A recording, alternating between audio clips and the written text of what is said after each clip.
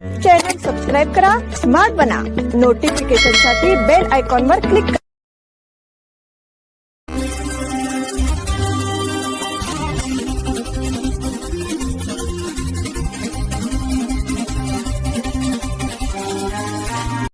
नमस्कार, स्मार्ट न्यूजच्या आजच्या बुलेटिनमध्ये आपलं स्वागत.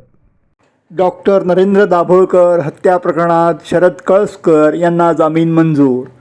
डॉक्टर नरेंद्र दाभोळकर हत्या प्रकरणात शिक्षा सुनावण्यात आलेल्या आरोपींपैकी शरद कळसकर यांना मुंबई उच्च न्यायालयाने आज जामीन मंजूर केला आहे. सदर प्रकरणात आरोपींच्या वतीने ज्येष्ठ अधिवक्ता नितीन प्रधान, अधिवक्ता शुभदा खोत, अधिवक्ता सिद्धविद्या, अधिवक्ता वीरेंद्र इचलकरंजीकर यांनी प्रभावी बाजू मांडली. तसेच या खटल्यात महत्त्वपूर्ण भूमिका बजावली. या संदर्भात हिंदू विधिज्ञ परिषदेचे राष्ट्रीय सचिव संजीव पुनावळेकर यांनी माहिती दिली आहे. नमस्कार. दाभोळकर खून खटल्यात ज्या दोन आरोपींना शिक्षा झाली होती त्यांच्या वतीने उच्च न्यायालयात अपील झालं होतं आणि हे अपील ऍडमिट सुद्धा झालंय. या अपिलामध्ये आज एक अत्यंत आनंदाची गोष्ट घडली की शरद कळसकर यांना उच्च न्यायालयाने जामीन संमत केला.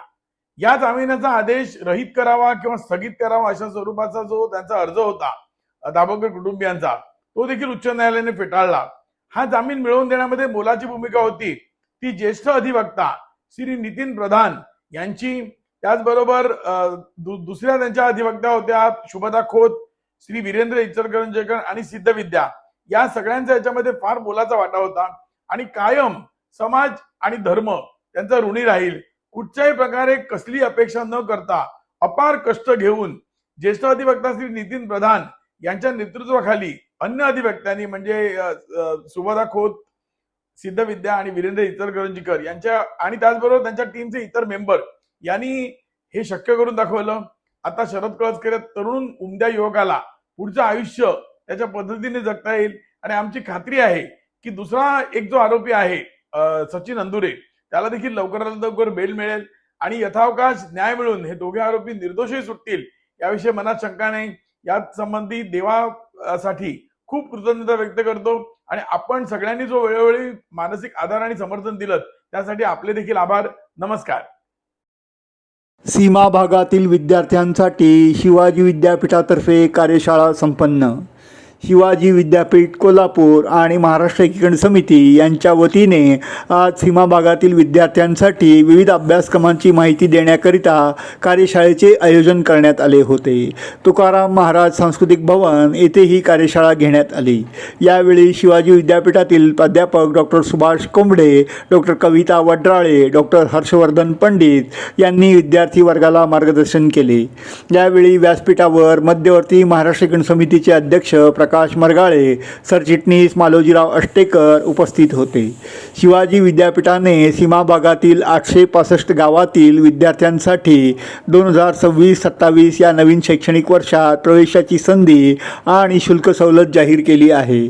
अनुदानित अभ्यासक्रमांसाठी संपूर्ण शुल्क माफी आणि विनाअनुदानित अभ्यासक्रमांसाठी 25% शुल्क माफी जाहीर करण्यात आली आहे. यावेळी युवा समितीचे अध्यक्ष अंकुश केसरकर, दत्ता उघाडे, महेश जुवेकर, सूरज कुडुचकर, श्रीकांत कदम, संतोष कृष्णाचे, तुकेश पाटील, विजय जाधव, वासू सामजी, सुहास हुद्दार, किरण हुद्दार, उमेश पाटील, साईनाथ शिरोडकर, सूरज चव्हाण यांच्यासह विद्यार्थी आणि पालक उपस्थित होते.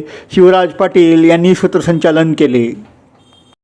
अभियांत्रिकी शिक्षणासाठी सुद्धा लागू आहे. त्यामुळं या सर्व प्रकारच्या शिक्षणाचा लाभ आपल्याला मिळू शकतो. शिवाजी विद्यापीठ हे आपल्याला फक्त शिक्षणाची सुविधा देण्यावर थांबत नसून आपल्यासाठी रोजगार विषयक संधी उपलब्ध करून देण्यामध्ये सुद्धा पुढाकार घेत असतं. प्रत्येक वर्षी शिवाजी विद्यापीठामध्ये जवळपास 250 कंपन्या या येत असतात. त्यामध्ये विविध प्रकारच्या पदाच्या भरतीसाठी त्या येत असतात. त्यामध्ये नामांकित देशातल्या तर नामांकित कंपन्या येतातच, पण या मागील वर्षी विदेशातील सुद्धा कंपन्या, उदाहरणार्थ UAE, जर्मनी या देशातून सुद्धा मागील वर्षी अनेक कंपन्या आपल्या शिवाजी विद्यापीठामध्ये आल्या होत्या. इन्फोसिस या कंपनीने मागील वर्षी शिवाजी विद्यापीठामधून जवळपास 154 विद्यार्थी सिलेक्ट केलेले आहेत. आणि त्यांची जी प्रक्रिया आहे म्हणजे रिक्रुटमेंटची जी सिलेक्शनची प्रोसेस आहे ती फार डिफिकल्ट असते.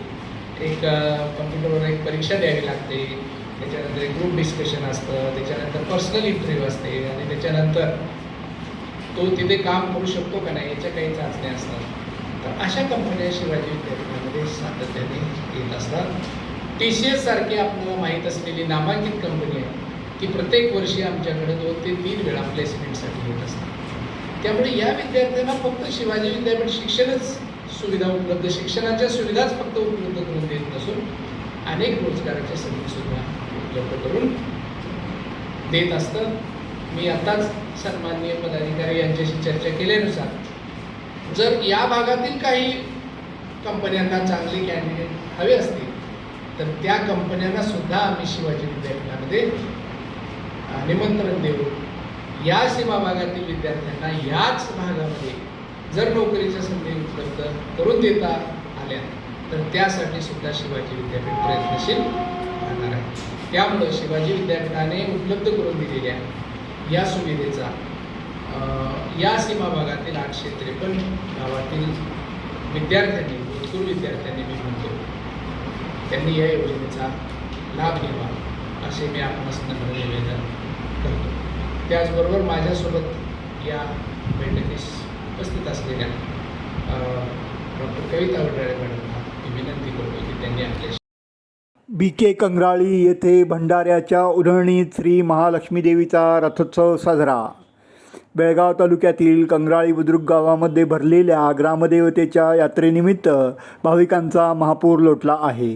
या निमित्ताने श्री महालक्ष्मी देवीचा रथोत्सव आज हजारो भाविकांच्या उपस्थितीत पार पडला.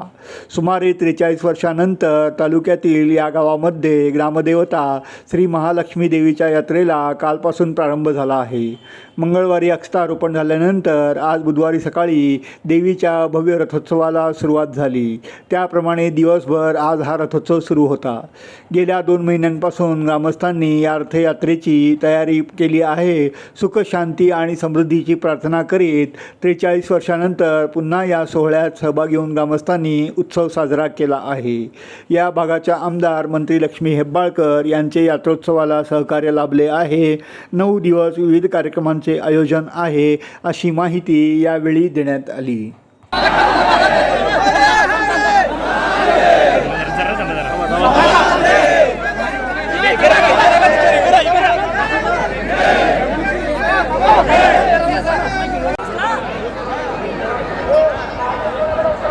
मागच्या वेळेला कोण रथवरती असतील तर त्यांनी कृपा करून पाहिजे उतरा. मागं जाऊ दे, धावून जाऊ दे, धावून गडबड करू नका.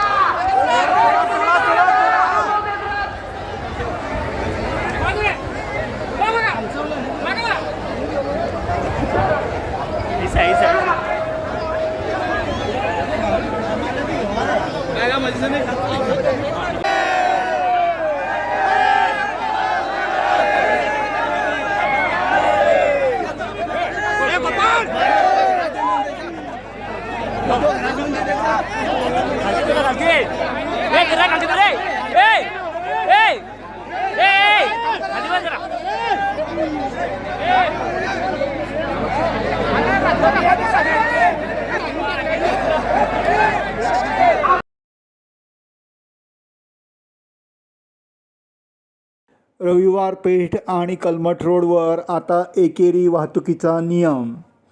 शहरातील रहदारी नागरिकांसाठी सोयीची आणि सुलभ व्हावी यासाठी आता प्रशासनाने नवे पाऊल उचलले आहे.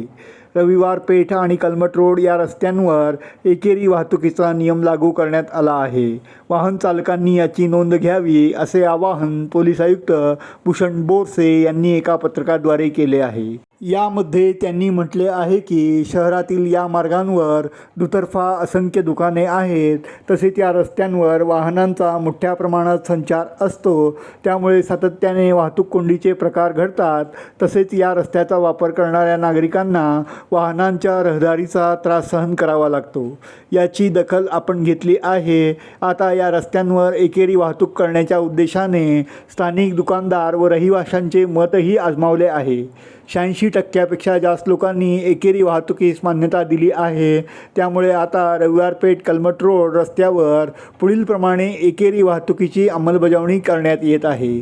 पिंपळकट्टा चौक येथून कर्नाटक चौक मार्गे नरगुंदकर भावे चौकाच्या दिशेने पूर्वेकडून पश्चिमेकडे जाणारा रविवार पेठ रस्ता, तसेच नरगुंदकर भावे चौक येथून पिंपळकट्ट्याकडे पश्चिमेकडून पूर्वेकडे जाणारा कलमठ रोड रस्ता, या पद्धतीने रविवार पेठ आणि कलमठ रोड या रस्त्यांचे एकेरी वाहतुकीच्या रस्त्यांमध्ये परिवर्तन करण्यात आले आहे. याची नागरिकांनी नोंद घ्यावी असे आवाहन पोलीस आयुक्त भूषण बोरसे यांनी केले आहे. शिवाजीनगर येथे ड्रेनेज पाण्याच्या समस्येमुळे नागरिक त्रस्त. शिवाजीनगर दुसरा मेन रोड या ठिकाणी ड्रेनेजच्या समस्येमुळे नागरिक त्रस्त झाले आहेत. येथील एका LRA नामक रहिवाशाने सुरू केलेल्या बांधकामामुळे ही समस्या उद्भवल्याचे नागरिकांनी सांगितले.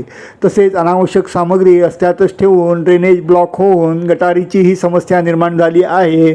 यामध्ये पिण्याच्या पाण्याला देखील दुर्गंधी येऊ लागली आहे.